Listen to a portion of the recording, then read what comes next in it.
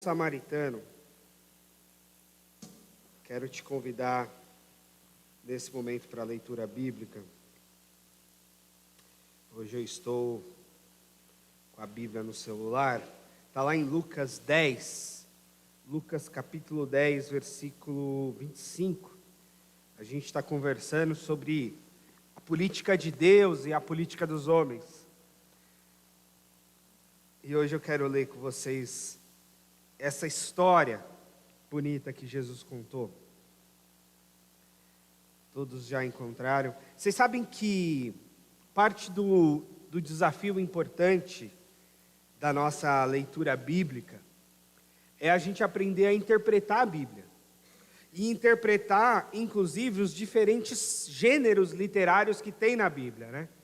Então eu estou falando isso a título de introdução para você vir para a aula do Lucas, porque parte da conversa que a gente está tendo sobre essa introdução geral à Bíblia é a gente entender não só um pouco do contexto, quanto dos autores bíblicos e como do modo de abordagem de cada texto, né? Você sabe que a Bíblia tem narrativa, tem poesia, tem parábola, tem orações, tem discursos, tem história, tem uma série de gêneros literários que às vezes a gente pode pegar a Bíblia e querer olhar todos os textos de um jeito só.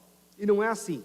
A gente não pode olhar para todos os textos de um jeito só. Assim como no nosso cotidiano, a gente não olha para todos os textos de um jeito só, né? Tem texto de bula de remédio, tem texto de jornal, tem texto de gibi, tem texto de rede social, tem texto de artigo científico, e a gente precisa olhar para esses textos de perspectivas diferentes, porque para boa compreensão dele, precisa de uma perspectiva diferente. E esse texto de Jesus é uma parábola. Jesus lançou mão dessa figura de linguagem, de contar uma história, às vezes a história até muito simples e muito cotidiana, mas para explicar significados profundos para aquele povo, para aquela realidade.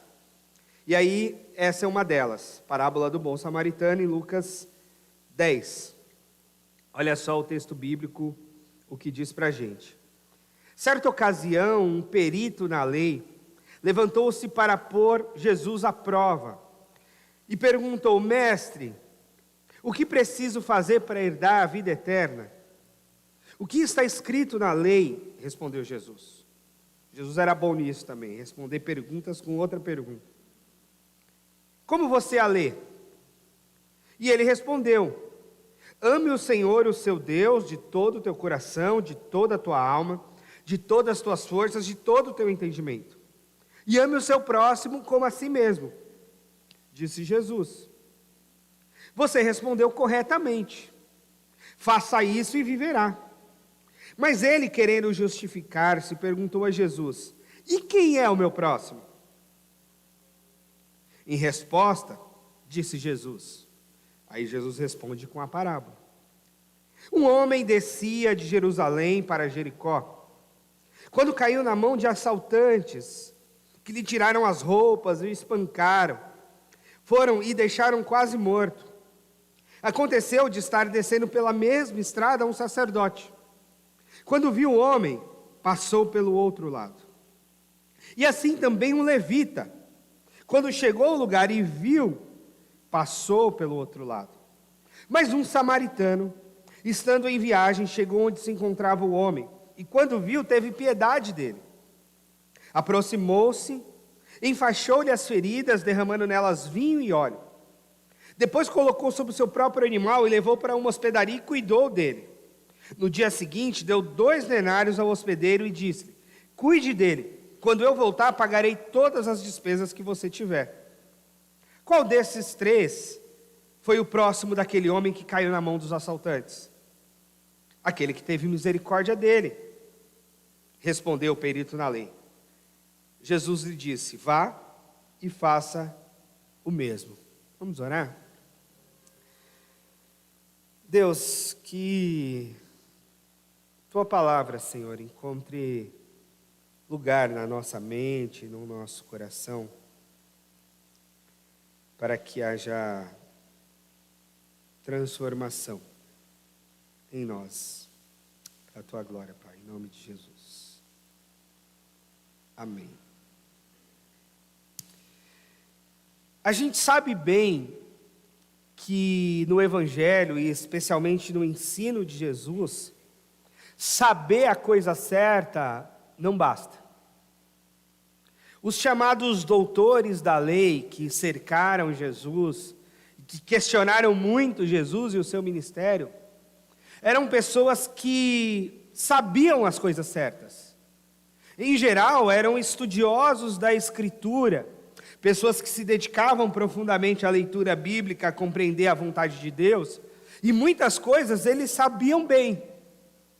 O problema deles não estava na sua ortodoxia, ou seja, na sua boa crença, ou na crença na coisa certa. O problema deles estava na sua ortopraxia. O que significa isso? Estava na sua não prática na coisa certa. Então, para nós, a primeira coisa que a gente precisa sempre lembrar do Evangelho é que o Evangelho não é sobre saber as coisas certas. É bom que saibamos as coisas certas.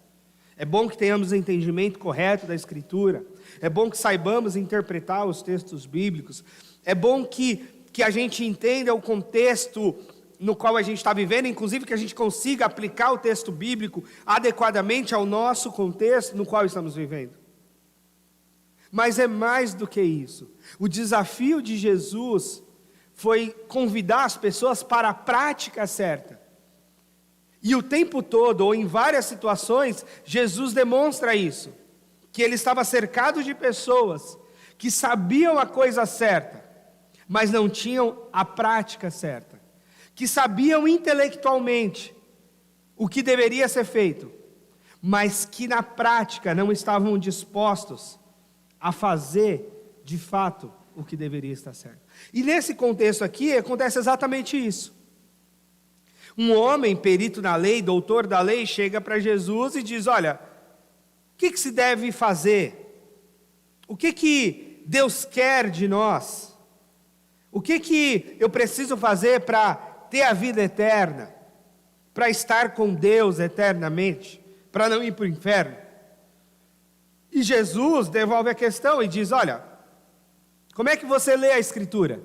Como é que você entende? Como é que você interpreta?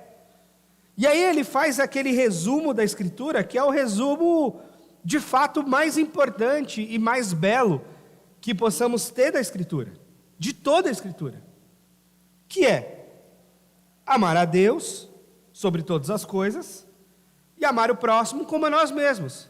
Se nós perdermos a Escritura toda e ficarmos com este texto, nós estaremos com um princípio fundamental daquilo que Deus quer para nós e para toda a humanidade. Se perdermos a Escritura, se todas as Bíblias se queimarem, se todos os aplicativos não nos derem mais acesso, e nós ficarmos com este texto só, de que devemos amar a Deus sobre todas as coisas, e amar o nosso próximo como a nós mesmos, nós não estaremos perdidos. Porque com esse texto, nós temos o resumo de toda a Escritura, dos 66 livros bíblicos, de toda a história da nossa fé. Pode se concentrar e pode se resumir nesses dois textos, na simplicidade dele e ao mesmo tempo na profundidade dele. Na simplicidade porque é básico, né? Quase todo mundo vai saber e vai lembrar desse texto. O que Deus quer de nós? Olha, que nós o amemos acima de todas as coisas e que nós amemos o nosso próximo como a gente ama a gente mesmo. Simples assim. Qualquer criança pode decorar esse texto. Mas é claro que Jesus mostrou que não é sobre decorar esse texto. Não é sobre saber o que está escrito e a importância dele. Mas é sobre a disposição de praticá-lo. E aqui é que está o nó. E o homem, diz o texto, querendo justificar-se, do tipo assim, ok, amar a Deus, ok. Mas quem é o meu próximo? Quem é que eu devo amar? Por quê? Porque essa ideia de amar qualquer pessoa, amar qualquer um, amar todo tipo de indivíduo, não é uma ideia muito palatável para nós. Por quê? Porque nós queremos amar aqueles que nos são mais próximos. Nós queremos amar aqueles que já nos ama primeiro. Nós queremos amar, de repente, aquele que pode nos dar algum benefício de troca por esse amor. Nós queremos amar aqueles que de alguma forma são parecidos conosco, a ponto de nós não amarmos o outro, nós amarmos a nós mesmos, ou amarmos a nossa imagem naquele outro. Entende? E o texto bíblico traz um desafio gigante, que é de amar quem está no nosso caminho, independentemente de quem seja essa pessoa que está no nosso caminho. Vou lembrar para vocês o conflito entre os judeus e os samaritanos, e por que Jesus fala de um samaritano a ajudar esse judeu caído. Não é à toa, não é por acaso. Jesus não contou essa parábola assim a esmo. Tem um sentido, e um sentido muito sério. Você sabe que depois da morte do rei Salomão, o segundo rei de Israel, aliás, o terceiro rei de Israel, Saul, Davi, Salomão, os reinos se dividiram na época de Jeroboão. Ficou o reino do norte, que teve como sua capital Samaria por um período, houveram outras capitais, mas um bom período foi Samaria, e o reino do sul, com a capital em Jerusalém. Ficou conhecido como o reino de Judá e o reino de Israel. Israel ao norte, Judá ao sul. De Judá, judeus mais adiante, povo judeu. E cerca de 700 anos antes de Cristo, esse reino do norte foi tomado pela Síria. E os seus habitantes foram levados embora, os samaritanos. Isso fez com que esses samaritanos perdessem muito da sua identidade cultural e religiosa. Porque eles foram levados pelo reino assírio e a vida deles modificou muito. E isso fez com que eles se misturassem com povos chamados pagãos, que tinham outros deuses, e tivessem casamentos mistos e etc. Oferecessem sacrifícios para outros deuses. E mesmo oferecendo sacrifícios para Yahvé, para o Deus de Israel, o sacrifício oferecido fora do templo também era tido como idolatria. Só que eles não vinham mais para Jerusalém. Por quê? Porque o reino estava dividido, agora eles eram um outro reino. E eles fizeram a própria capital e estabeleceram seus próprios templos, tanto para adorar Yahvé, quanto para adorar outros deuses que vieram dessa influência de mistura de povos. E isso fez com que os judeus, aqui do reino de Judá, olhassem para eles como gente não mais confiável, como gente não mais do seu próprio povo. Por quê? Primeiro, porque houve divisão e havia conflito entre eles. E segundo, porque eles se misturaram religiosamente, etnicamente, linguisticamente, com outros povos. E aqui o judeu aqui do norte, aliás do sul, se considerava mais raça pura. Adorador no templo, oferecia sacrifícios no templo, o templo ainda estava estabelecido, as coisas eram conforme as ordenanças divinas lá do Pentateuco, da lei da Torá. Enquanto que os samaritanos misturaram tudo, construíram outros tipos de templo, ofereceram sacrifício onde não era para oferecer e etc. E isso para o judeu é muito sério. Por que o judeu hoje não oferece sacrifício? Porque não tem templo. Eles só vão oferecer sacrifício quando houver templo. Qualquer sacrifício fora do templo, fora da lógica sacerdotal, ele é inválido, ele é tido como idolatria. Então não se pode. O que tem do templo é o muro das lamentações, um muro da área externa do templo, onde eles oferecem orações e tal, mas não oferecem sacrifício porque não tem sacerdote lá e não tem todo o aparato sacrificial. Bom, isso gera uma série de problemas na relação entre judeus e os samaritanos. Por exemplo, houve um momento em que eles, tendo construído um templo no Monte Gerizim, os judeus, em 128 a.C., foram lá e destruíram esse templo. Os samaritanos, então, constroem um templo, fora de Jerusalém, óbvio, lá no Monte Gerizim, lá na região de Samaria, para fazer o seu culto, a sua adoração. Isso é tido como paganismo, como idolatria. Os judeus vão e destroem esse templo. Por sua vez, os samaritanos fazem uma vingança. No século 9, entre 9 e 6 a.C., os samaritanos vêm e profanam o templo no período da Páscoa, espalhando ossos humanos pelo pátio. E isso fez com que aquele ambiente ficasse contaminado, porque qualquer vestígio de morte no templo seria uma contaminação, e aí eles ficam impedidos de celebrar a Páscoa, porque o templo foi contaminado por essas ossadas de gente. Olha que loucura. Então esse é o caldo de conflito entre judeus e samaritanos dos tempos de Jesus. Há um rabino que fala que o judeu costumava orar, agradecendo a Deus por 3 coisas, o judeu homem: por não ter nascido cachorro, por não ter nascido mulher e não ter nascido samaritano. Então o judeu homem orava todos os dias agradecendo a Deus por não ter nascido cachorro, não ter nascido mulher e não ter nascido samaritano. Era essa a lógica desse judeu, raça pura, mais fundamentalista, vamos dizer assim. E era esse o conflito que existia mesmo nos tempos de Jesus. Lembra da conversa de Jesus com a mulher samaritana na beira do poço? Quando Jesus pede um copo d'água para ela, e ela fala: como é que o Senhor, sendo um judeu, fala comigo, uma samaritana? O senhor não sabia que os samaritanos não se dão bem com os judeus? Do tipo, a gente não fala, nós somos rompidos, a gente não se gosta, a gente se odeia. Como é que o Senhor vem agora pedir água para mim? É essa a lógica. É dessa lógica que Jesus conta essa história. É a partir dessa lógica que Jesus estabelece essa parábola. E aí, com o judeu caído no caminho, Jesus fala que passam 2 religiosos, um levita e um sacerdote, um responsável especialmente pela música do templo e outro responsável especialmente pelos sacrifícios no templo. Esses 2 religiosos passam ao largo, atravessam a rua, passam pelo outro lado ao ver o homem caído, vítima de um assalto.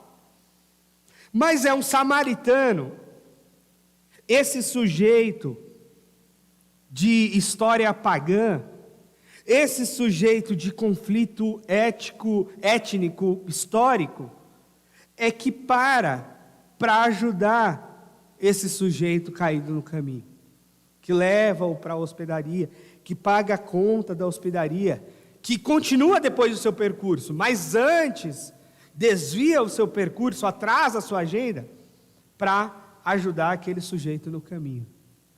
Bom, o que isso tem a ver com o nosso momento eleitoral?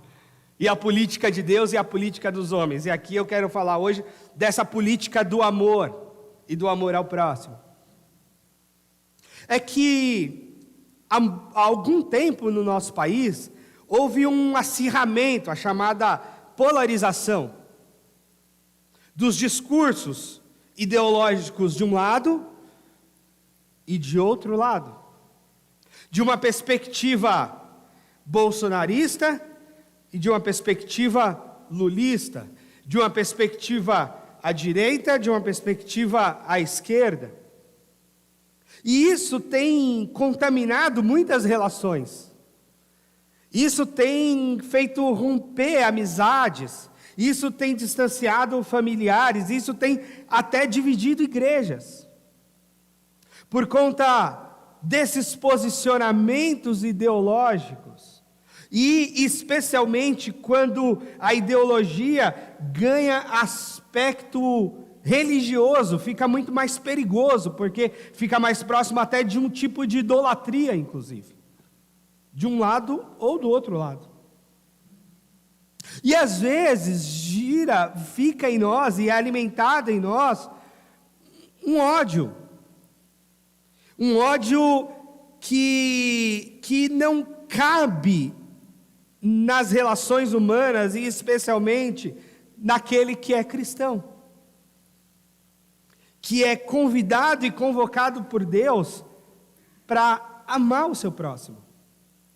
E não o próximo de quem se gosta, não o próximo de quem se identifica ideologicamente, não o próximo que vota no mesmo candidato ou tem a mesma ideologia, mas o próximo.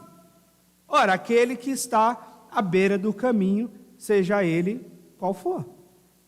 Seja ele de que pensamento for. Seja ele de que classe social for. Seja ele de que condição e opção sexual for. Seja ele de qual religião que for. Você sabe que na história do Hospital Samaritano, e tem esse nome, não é à toa, ele nasce porque um homem protestante teve o seu atendimento negado na Santa Casa, quando o Brasil era o Brasil católico, e a Santa Casa só atendia católicos. E aquele homem, por não ser católico, teve o seu atendimento negado no hospital.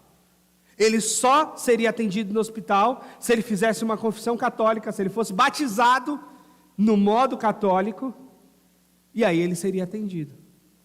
Então esse homem presbiteriano era um homem com muitas posses, doa uma grande quantidade de dinheiro e nasce o Hospital Samaritano, dessa iniciativa de um movimento para atender todas as pessoas, independentes da sua religião. É verdade que hoje em dia o Hospital Samaritano não atende todas as pessoas, porque é um hospital particular, então atende todas as pessoas que podem ser atendidas lá por convênio. E o jogo virou, né? Porque aí a Santa Casa, que atende pelo SUS, atende universalmente todas as pessoas. Mas, naquele momento histórico do nosso país, foi isso que aconteceu. Uma pessoa não ser atendida por não ser da religião oficial. Entende o risco de uma religião oficial? O risco de uma religião oficial num país passa por essas coisas. Bom, voltamos para Jesus e para o seu texto e para os nossos dias. Esse discurso de ódio, ele tem sido inflamado no nosso meio, e as redes sociais são um grande combustível para esse discurso. Porque quem é militante político sempre é chato, sempre foi chato. Só que eles não tinham a rede social. Eles tinham o partido, eles tinham outro ambiente para militar. Agora a gente tem rede social, então a turma está nas redes. E isso vai pegando fogo. E a gente começou a chegar num tempo de morte, de tiro, de facada, de enxadada. Esses dias teve um irmão na congregação cristã do Brasil, que um irmão atirou no outro, numa discussão política dentro da igreja, e pasmem, o que atirou acho que correu, fugiu, o que foi baleado foi socorrido para o hospital, e o culto seguiu. Do tipo, vamos seguir a coisa aqui, que isso daí não é mais problema nosso. Olha a loucura que a gente chegou. Olha a loucura que a gente chegou. No ambiente denominacional, também há esses recortes de quem vota em tal e quem não vota, a exclusão, a perseguição, de quem pensa diferente, de quem não está com a maioria.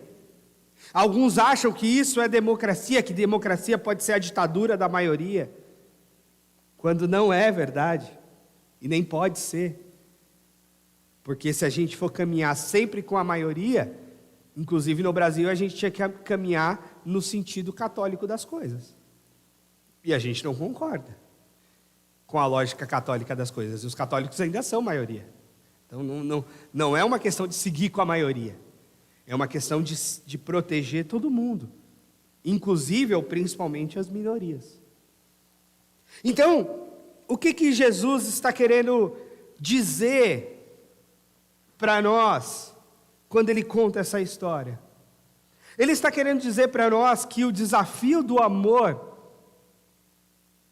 é o desafio do amor justamente ou principalmente ao diferente. Que no lugar do samaritano podia ser o Bolsonaro. Que no lugar do caído no caminho podia ser o Lula. E que independentemente da descrença ou da desconfiança, ou mesmo de não gostar de um e de outro, e eu acho que a gente tem a opção de não gostar de uma pessoa ou de outra pessoa, nós não temos a opção de não amar uma pessoa ou a outra pessoa. E isso me ajuda muito, essa perspectiva de gostar e de amar. Por quê? Porque quem eu gosto, eu trago para a minha vida. Quem eu gosto, eu trago para a minha casa. Se o sujeito caído na rua é alguém que eu gosto, eu não levo ele para a hospedaria, eu levo ele para a minha casa. Porque eu gosto dele. Essa é a minha opção de gostar. Eu gosto de algumas pessoas e não gosto de outras. E sou livre para isso. Agora, não sou livre para não amar. E amar, no sentido cristão, é fazer o bem para a pessoa, especialmente no momento de necessidade dela. E aí, se eu amar e não gostar, eu posso não levar para minha casa, mas eu posso fazer um gesto de amor e pagar a hospedaria. Eu posso não levar para a minha vida, para o meu almoço dominical, mas eu posso pagar o marmitex. Essa é a diferença de amar e de gostar. Nós temos a opção de não gostar. Não gostamos de tais candidatos, não gostamos de tal pessoa, não gostamos de tal personalidade, não gostamos de tal discurso, não gostamos de tal fala, não gostamos de tal compreensão econômica. Não gostamos. Somos livres para não gostar, mas não somos livres para não amar. E amar nesse sentido cristão é exatamente isso, é estender a mão, é fazer o bem, é socorrer.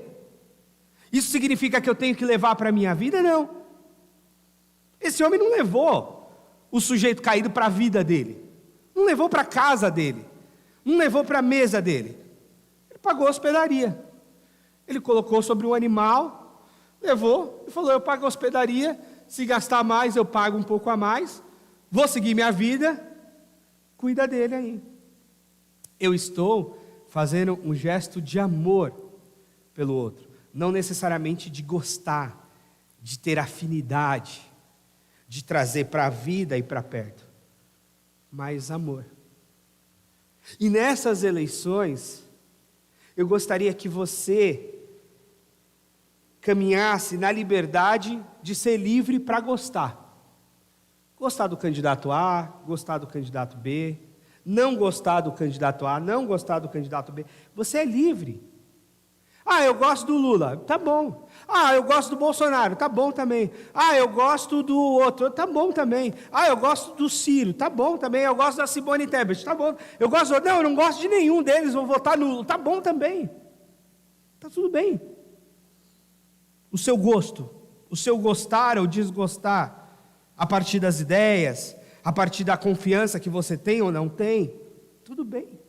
Agora, você não pode deixar de amar, no sentido de que se aquela pessoa, bolsonarista ou lulista, ou o próprio Bolsonaro ou o próprio Lula, estiver caída no seu caminho, você não ajudar, você não estender a sua mão, você não jogar um pouco de água nas feridas, você não socorrê-lo de alguma forma, e querer o bem dela. E o amor cristão é exatamente isso, é querer e fazer o bem para a pessoa, independentemente se gosta, independentemente se mereça, independentemente se concorda, mas fazer o bem.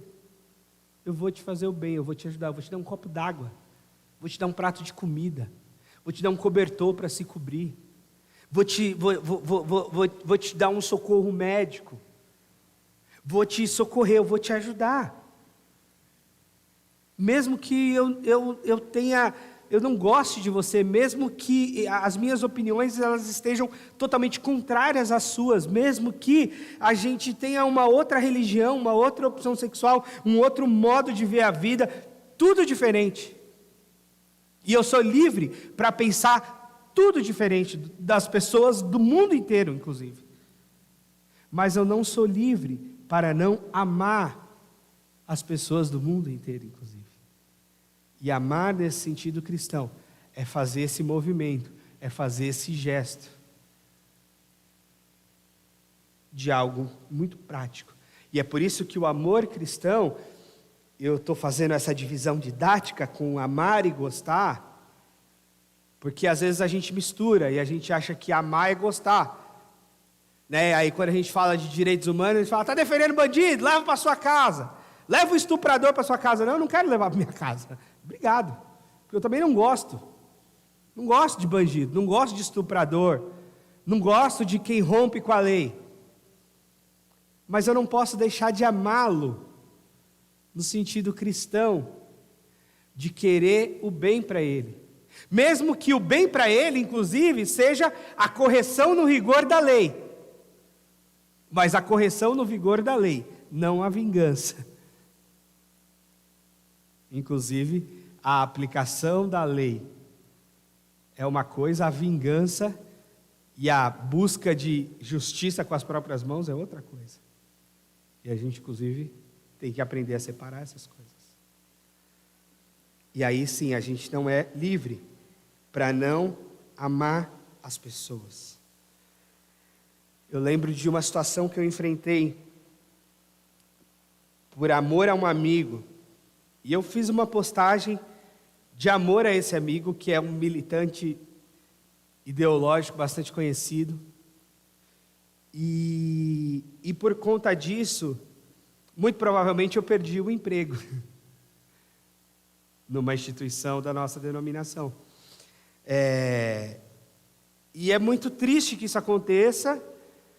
Isso é muito camuflado, então eu não pude nem fazer um confronto, porque as coisas são meio às escondidas, não são muito explicadas. Mas isso fala dessas perseguiçõezinhas religiosas e ideológicas que a gente enfrenta. E isso, de fato, é um problema, principalmente do fundamentalismo, que pode ser ideológico, que pode ser religioso e que pode ser os dois juntos, inclusive. E, mais uma vez, os fundamentalismos, eles têm os dois lados, tá? Não ache que está num ponto só da corda, não. E esses fundamentalismos, eles querem destruir o outro. Para um fundamentalista, crer diferente dele é motivo dele querer aniquilar aquele que pensa e que crê diferente. Mas não é esse o ensino de Jesus. O ensino de Jesus é sobre amar em toda e qualquer circunstância, é sobre amar o próximo, independentemente de quem seja esse próximo. Até porque esse jogo vira toda hora. O aspecto ideológico muda. As próprias pessoas, a política é o maior exemplo dessas mudanças. Quem já imaginou Lula e Alckmin na mesma chapa? Se alguém te fizesse isso 8 anos atrás, você diria, você está louco. PT e PSDB junto, Lula e Alckmin junto. De repente os dois estão abraçados. É um jogo. É um jogo. Se você estiver, ou se você estudar um pouco, é um jogo.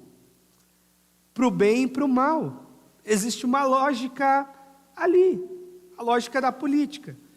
Assim como existe a lógica da operação do direito com os advogados, assim como existe a lógica no campo da saúde com os profissionais, existe uma lógica naquele sistema. E que se a gente não estiver lá dentro, talvez a gente nem compreenda muito bem. Mas independente de qualquer coisa, olhando para a Escritura Sagrada, para quem nós seguimos, o desafio de quem nós seguimos é que a gente ame as pessoas acima de qualquer coisa. Ou melhor, ame a Deus acima de todas as coisas, mas ame também o nosso próximo como a gente mesmo. Oferecendo respeito ao nosso próximo, como a gente quer respeito para a gente mesmo. Oferecendo socorro ao nosso próximo, como a gente gostaria de ser socorrido. É lógico que é difícil, porque tem alguns próximos que são muito difíceis. Tem um próximo que é muito difícil. Ou ele é difícil porque ele é muito chato, ele é muito ignorante, Ou ele é difícil porque realmente ele nos fez mal. E aí a gente está ferido com aquela maldade. Ou ele é difícil porque ele fez mal para alguém que nós amamos. E aí a ferida se torna ainda maior, né? Porque a gente se dói por quem a gente ama, porque a gente gosta muito. Mas ainda assim, nós não temos autorização de não amar. Ainda assim, o Evangelho de Jesus não nos autoriza não amar. O convite vai sempre ser esse. E é por isso que esse texto ele é muito simples, mas às vezes ele é muito complicado de pôr em prática mesmo. E é verdade. E isso também nós temos que reconhecer no Evangelho. De que o Evangelho ele é muito simples, ele é muito direto. A mensagem da Boa Nova, de Jesus Cristo como Senhor e Salvador, daquele que morreu e que ressuscitou por nós, é uma mensagem muito direta, muito simples, muito compreensível a qualquer pessoa, mas às vezes muito difícil de colocar em prática quando precisa de verdade. E é aí que a gente precisa de comunidade, aí que a gente precisa do Espírito Santo, aí que a gente precisa uns dos outros, porque a gente reconhece, está difícil colocar em prática esse Evangelho aqui. Está difícil colocar em prática esse princípio do Evangelho aqui, do amor. Está difícil, porque a minha vontade é passar por cima. A minha vontade com esse sujeito no caminho, não é só não ajudar como fez os outros, mas de repente acabar de matar logo. Talvez, em algumas circunstâncias, seja a nossa vontade. Eu já tive algumas vontadinhas assim de matar alguém. Especialmente quando eu fui assaltado. Que daí dá aquela raiva, né? Fui assaltado uma bicicleta que eu ganhei da igreja, novinha. Tinha umas 2 semanas, 3, no mês do meu aniversário. Os vagabundos me assaltaram, na ciclovia, voltando de um PG. Fiquei com raiva. Chamei a polícia veio. Entrei na viatura, fomos atrás dos caras. Entramos numa favela.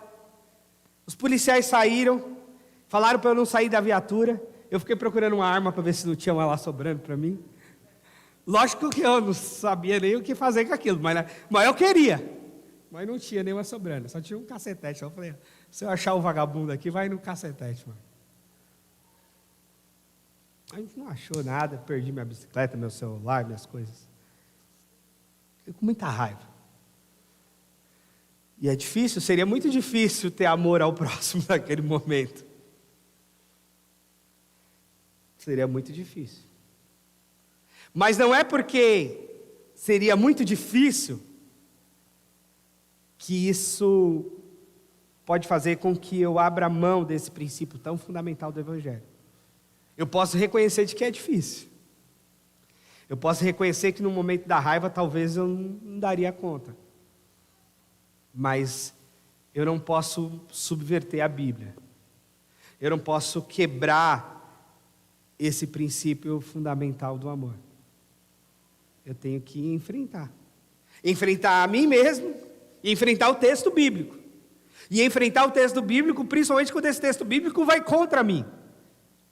Porque às vezes a gente gosta de ler a Bíblia a nosso favor, olhando tudo de bom que Deus tem para a nossa vida.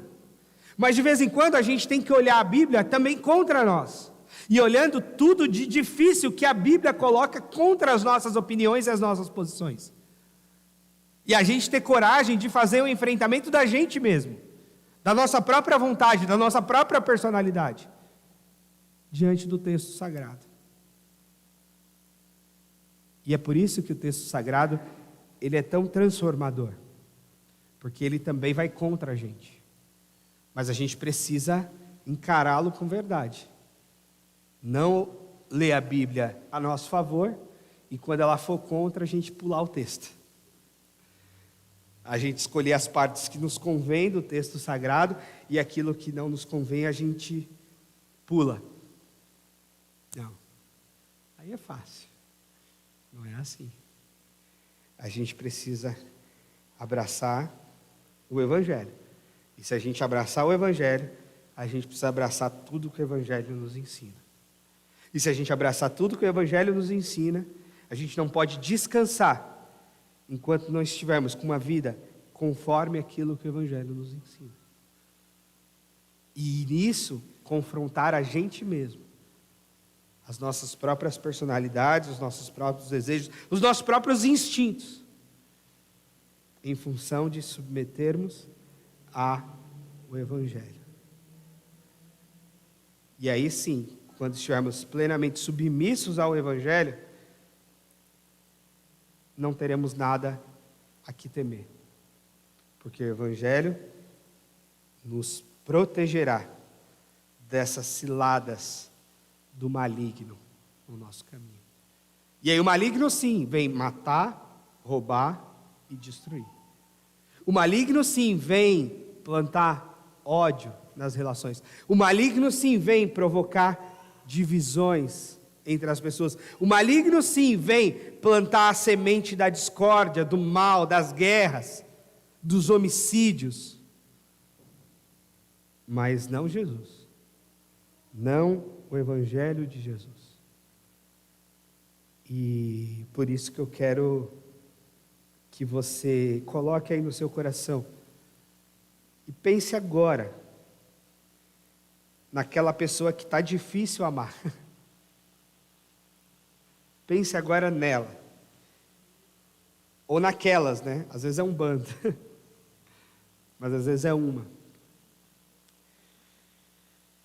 E eu quero orar enquanto você pensa nisso. Enquanto você pensa em quem é que você está carregando rancor, mágoa, ódio, raiva. Seja por qualquer coisa que for.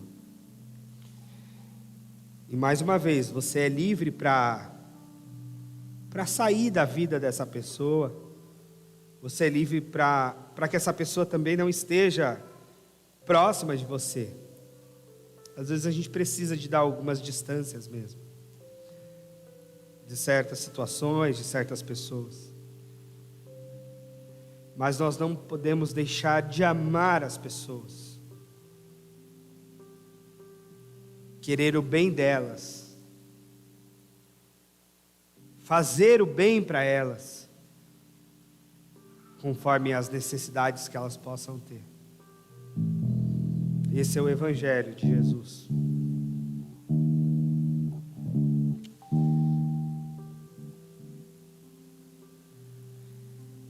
Senhor Jesus, muito obrigado por nos dar a Tua própria vida como um exemplo de tudo que nós devemos ser.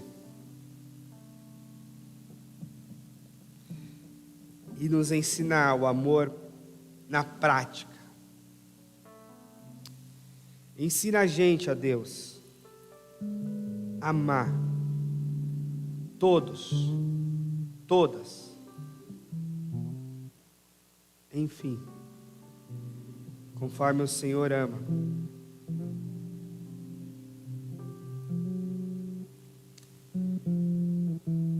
E ajude o nosso país a superar o ódio com o amor. Só o amor. Só o amor na nossa vida pode mudar os rumos das histórias à nossa volta. Nos ajude, Senhor, a amar ao Senhor sobre tudo e amar o nosso próximo como a gente mesmo. Para a Tua glória, Pai, em nome de Jesus. Amém.